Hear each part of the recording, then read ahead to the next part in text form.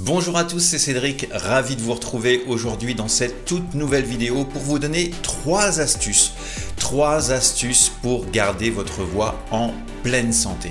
C'est super important pour un chanteur d'avoir une voix qui soit tout de suite là, qui ait du répondant et qu'on ne soit pas embêté occasionnellement par des problèmes dus à un non-respect de sa voix. Donc aujourd'hui, trois astuces pour respecter votre voix, pour qu'elle soit en pleine santé et qu'elle soit là pour vous au quotidien. Vous le savez bien, un chanteur sans sa voix, il n'est pas grand-chose.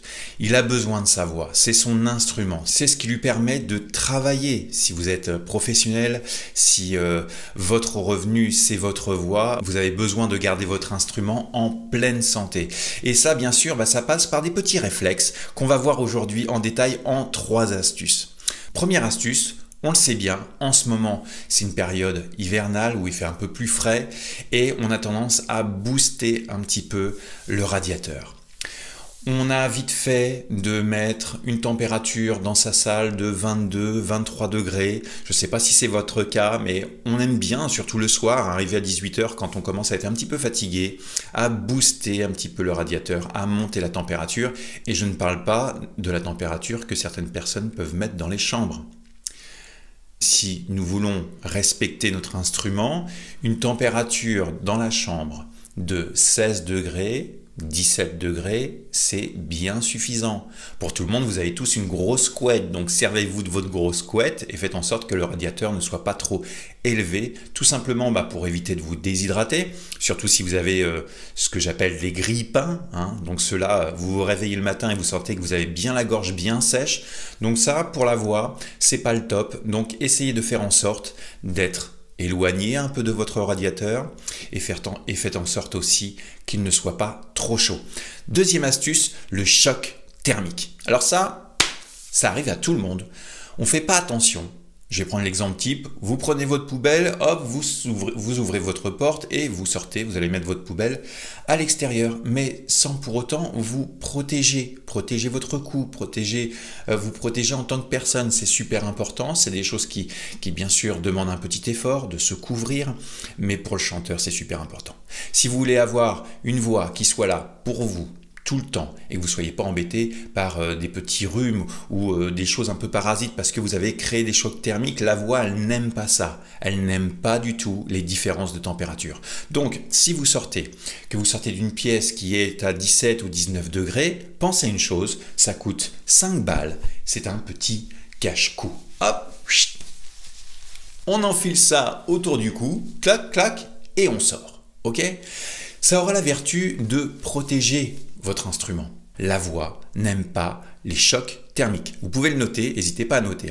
La voix n'aime pas les chocs thermiques. Elle n'aime pas les différences de température. Et ça, que ça soit vers du chaud ou vers du froid ou inversement, c'est la même chose. Aujourd'hui, je sais pas ce que j'ai chopé un petit rhume, j'ai chopé une saloperie. Je vais pas pouvoir travailler correctement, c'est embêtant, je sais pas pourquoi, ça m'arrive assez souvent. Est-ce que la cause serait pas due à cette période justement un petit peu plus hivernale où on a tendance à booster les radiateurs, où on se couvre pas forcément quand on sort? Si vous respectez ce genre de choses, je peux vous affirmer que votre entraînement vocal, que ce soit seul ou avec votre coach, sera beaucoup plus performant parce que vous aurez fait attention à votre instrument. Troisième chose, et ça c'est purement d'actualité, c'est de faire quoi? D'enfiler votre petit masque. Ok? Alors ça, c'est quoi à votre avis? C'est ce qu'on doit faire en ce moment avec le Covid, mais pas que.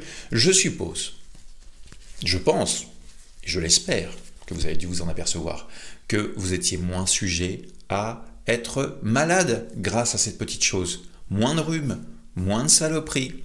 Alors soit il y a des inconvénients, oui, on a tous le masque, c'est un peu gênant, etc.